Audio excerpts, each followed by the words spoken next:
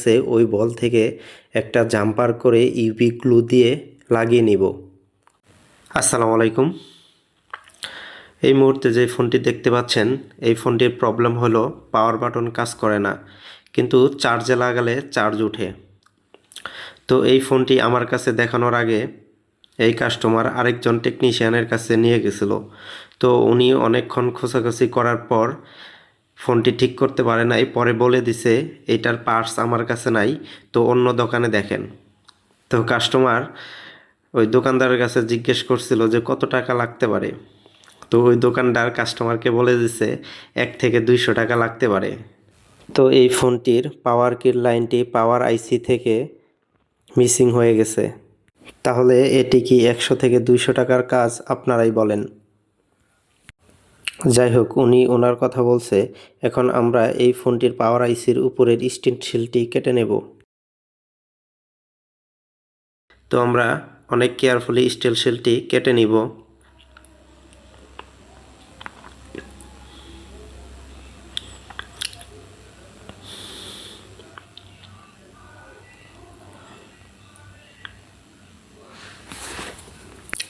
তো এখন আমরা আইসিটি তুলে ফেলব।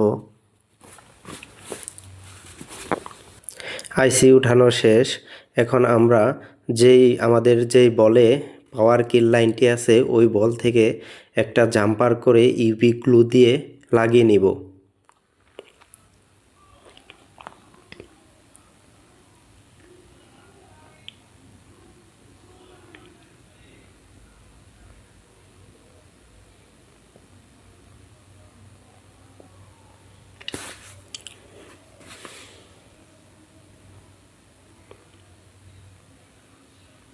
তো দেখুন, ইউভি ল্যাম্প দিয়ে আমি ইউভি গ্লু শুকিয়ে নিলাম। তো এখন আমরা পাওয়ার আইসিটি লাগিয়ে দিব।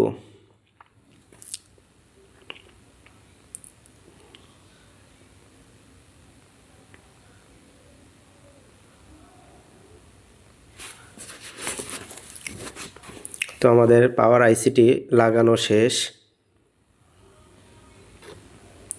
এখন আমরা পাওয়ার কি থেকে যেই জাম্পার তারটি বের হয়েছে ওই তারটি পাওয়ার কির সাথে লাগিয়ে দিব।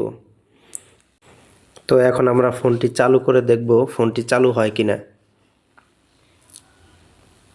তো দেখতে পাচ্ছেন আমাদের ফোনটি চালু হয়ে গেছে।